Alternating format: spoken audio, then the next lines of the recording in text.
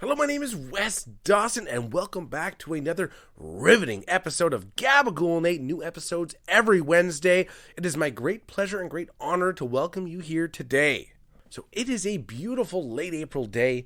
I am ready mentally, physically, spiritually for this week's adventure. I have Mac the Wolfhound quietly nestled at my feet, just being such a good boy. Of course, I think you would be too if you'd been injected directly into the temple with as many high-grade sedatives as he has, but that's for another story. He is such a good boy. Aren't you, Mac? So for this week's episode, some of the stories that we'll be sharing were personal experiences of yours truly, or either they happen to close friends or family members. I would also like to take this opportunity to point out that some of these stories will be discussed in greater detail in a future episode titled Boys in Blue, where we will explore the goods, the bads, the facts, and the misconceptions about everyone's favorite armed, criminally exempt tax collectors, our dear police force.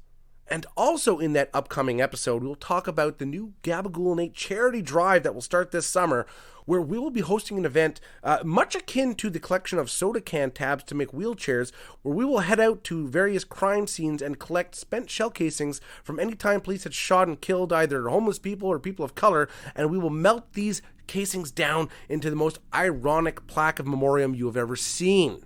All right, well, the first story I would like to share, of course, is the first time that I was deposed for a court proceeding. The first time I was ever called to stand for something that I can talk about.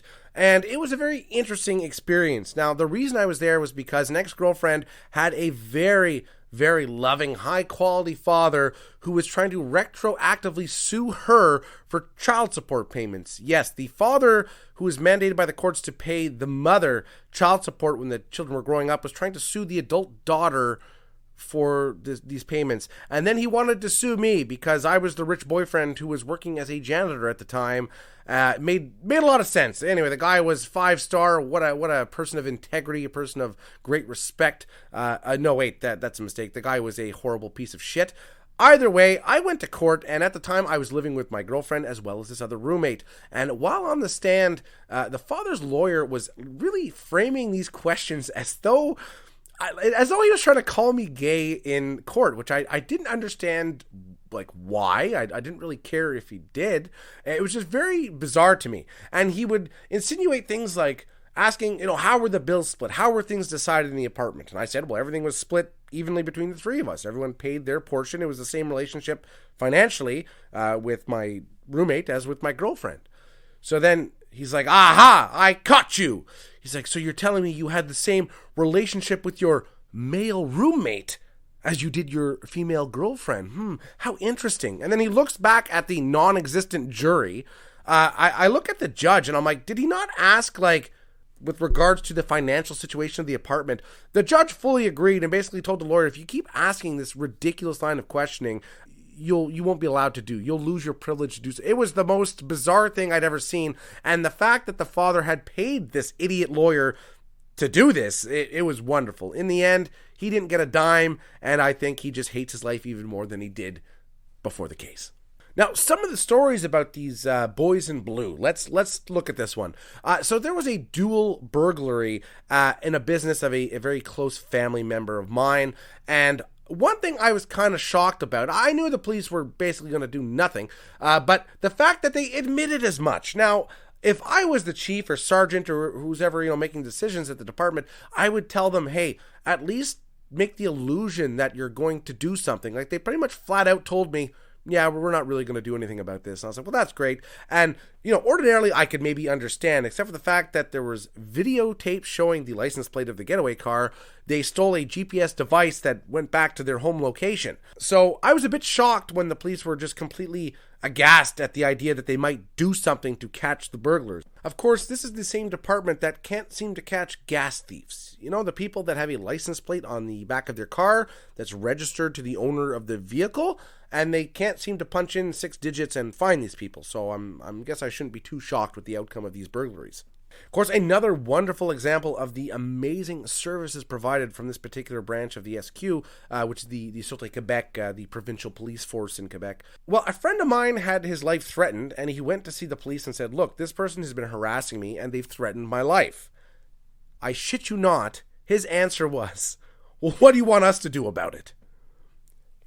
I don't know. What would you want the fucking police to do about someone breaking the law? I'm starting to think that the actual police academy is much more like the film's police academy than anything that we were led to believe otherwise. Now, the last story I'm going to share about this amazing service that is provided to our region of Quebec was the time I was pulled over in my mother's car. Now, at face value, okay, what was going on? Well, I was just sitting in the parking lot of a dépanneur waiting for my friend to show up, Chris. The police pull up, start grilling me as to what I'm doing there. I tell them I'm waiting for my buddy to show up, and then take my license. And it's about 20 minutes they're reading my license. Now, there's a total of maybe, 10 words on the card, so I understand, we have to provide jobs for special needs people. I don't know if they should have guns strapped to their waist and be driving around in police cars. I find that's a bit excessive. Either way, I guess equality for all.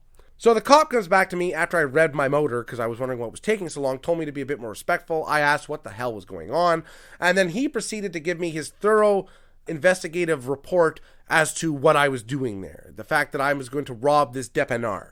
So I said, okay, so I just want to be sure. I'm robbing my mother's dépanneur with my mother's car, and I presume I'm going to hide these stolen goods at my mother's house?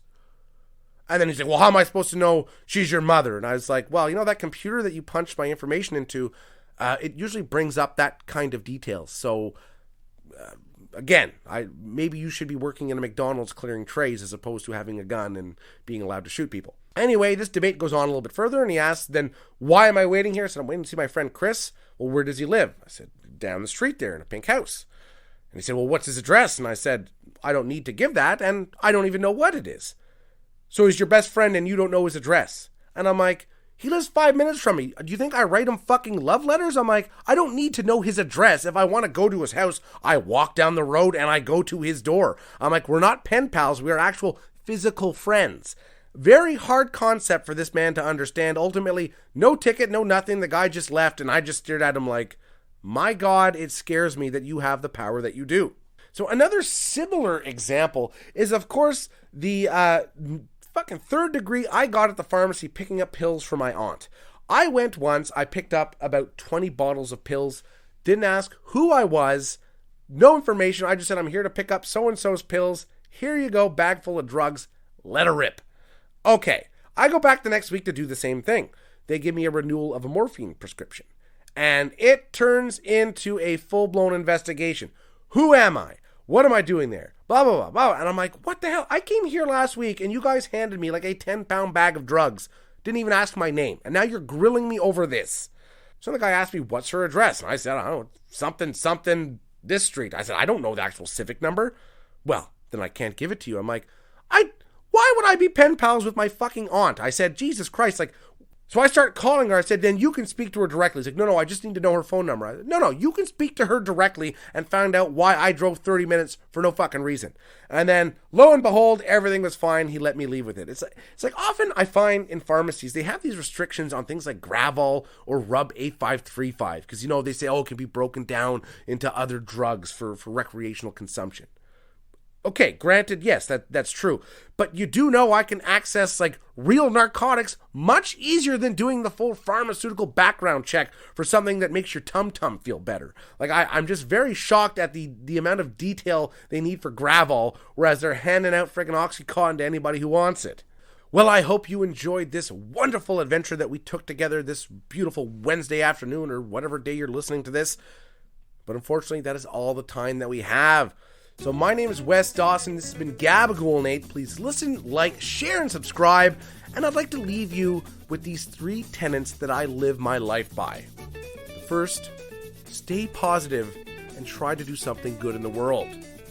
Secondly, question everything and always keep learning. And third, I'm dead inside and I'm just waiting for my body to catch up. Thanks again, and I'll see you next Wednesday.